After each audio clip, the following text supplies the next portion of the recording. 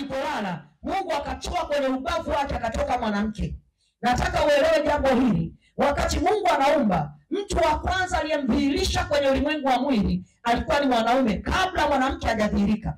Ila mwanamke kwenye ulimwengu wa roho tayari alikuwa ameshaumbwa, alikuwepo.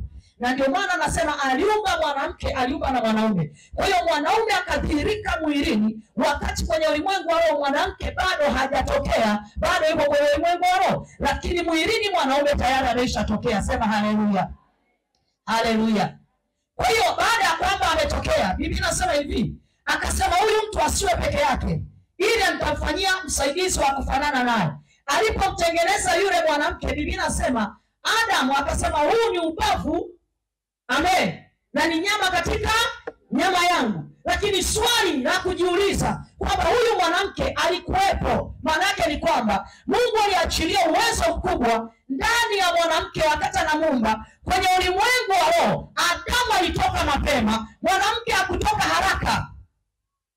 Haleluya. Haleluya. Tunaelewana? Amen. Mwanamke hakutoka haraka kwa sababu kuna vitu Mungu alikuwa anaviweka kwa mwanamke rohoni. Amen. Maana nguvu ya maombi ya mwanamke ni kubwa kuliko nguvu ya mwanaume.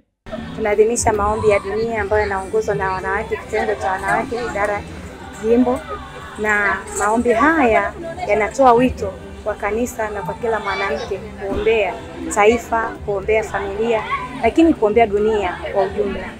Maombi ndio msingi wa kutuweka imara sisi kama wanawake, lakini kama familia. Katika maombi haya sisi kama wanawake tukimlingana Mungu kama Biblia inavyotutaka wanawake kuomba, ndipo tunapopata uponyaji wa kifamilia. Anapopona mtoto kwenye familia, taifa limepona. Kwa hiyo maombi haya ni muhimu, kwanza kwenye lengo la kifamilia, lengo la kikanisa na lengo la taifa kwa ujumla. Kwa kuwa kuna mambo mengi magumu yanatokea hapa duniani, na kwa akili zetu kama wanadamu hatuwezi mpaka tumuombe Mungu. Kwa mfano, kwa sasa hivi kuna changamoto ya mambo ya kikatili kwa watoto, kuna changamoto za kivita zinazoendelea katika dunia nzima. Ili Mungu alete uponyaji kwenye taifa na kwenye dunia na kwenye familia na kwenye kanisa, inatupasa sisi wanawake kuomboleza. Katika kuomboleza huko ndiko tutakapoona rehema za Mungu na kuona msaada wa Mungu kutuletea mafanikio na amani kudumika hapa Tanzania. Na mwaka huu pia ni mwaka wa uchaguzi. Ili tuweze kupata viongozi bora, lazima tumlingane Mungu kama wanawake. Tukimpazia Mungu sauti zetu kwa pamoja kama wanawake, tunaamini kabisa Mungu atatupa viongozi bora watakaoendelea kudumisha amani ambayo imekuwepo miaka mingi katika nchi yetu ya Tanzania. Haya maombi yamemfanya mwanamke atoke kwenye kutojitambua. Yaani huyu mwanamke akusanyike, atoke pale alipojifungia, akutanike na wanawake wenzake kwa ajili ya mambo mawili matatu. Cha kwanza, kujitambua. Kwa sababu tunapokutana tunafanya maombi, tunafundishana neno la Mungu. Na neno la Mungu ndio maarifa. Sasa huyu mwanamke akishapata maarifa, kwanza akajijua yeye ni nani, akaelimika, akafahamu wajibu wake kwenye jamii, kwenye kanisa na kwenye taifa kwa ujumla. Akatambua kwa nini yupo. Huyu mwanamke anashuka pale chini, anaifundisha familia yake na jirani yake ambayo hajaja, anamvuta. Kwa namna hiyo sasa tunakuwa na jamii bora ambayo imetambua na kuwa na hofu ya Mungu ya kuweza kutenda yale matendo mema, lakini pia na mwanamke ambaye anainua familia yake katika hekima yote ya Mungu, lakini na shughuli za kiuchumi na biashara na malezi ya mtoto kwa jumla. Mama anabidi asimame kama mwanamke, kama kiongozi, kama daktari, kama mwalimu katika familia, hasa kwa kipindi hiki kigumu ambacho umeona kuna changamoto nyingi kwa watoto wa kike na wa kiume, pamoja na ndoa pia. Ndoa nyingi zimekuwa na changamoto. Lakini pia nimejifunza kwamba mama asimame mwenyewe katika uchumi. Ukishakuwa na uchumi, utakuwa sana kiroho na kiimani na utaweza kumtumikia Mungu kwa uhakika. Leo ni siku ya ibada ya wanawake ambayo inakusanya sharika 18 za jimbo letu.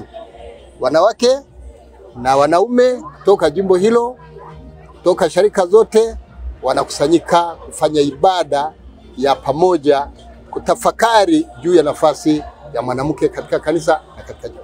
Wanawake ni kusimama kwenye nafasi zao binafsi, kama wanawake katika jamii, kama wanawake katika familia, kama wanawake katika taifa letu. Maana mwanamke yeye ndiyo anayelea familia kiukweli. Mtoto anakaa kwenye tumbo la mama miezi 9, anazaliwa, ananyonyeshwa na mama miaka 2, na kwa muda mwingi anakaa na mama. Baba anashirikiana naye, lakini kwa karibu kimaumbile Mungu aliweka mtoto karibu na mama kuliko baba. Kwa hiyo mwanamke akisimama vizuri kwa nafasi yake kama Mkristo, akashika neno la Mungu kama lilivyohubiriwa, kwa kweli tuna imani kwamba jamii itasimama katika nafasi yake na watoto watakuwa na kuchukua nafasi zao katika maisha yao kwenye familia, kutunza wazazi, lakini pia kuwa na maadili na kuwa na vijana ambao watakuwa viongozi wema katika taifa hili, lakini pia kuwa baba na kuwa mama wenye kuchukua nafasi zao na kuleta maendeleo na kuishi kwa mpango wa Mungu katika dunia.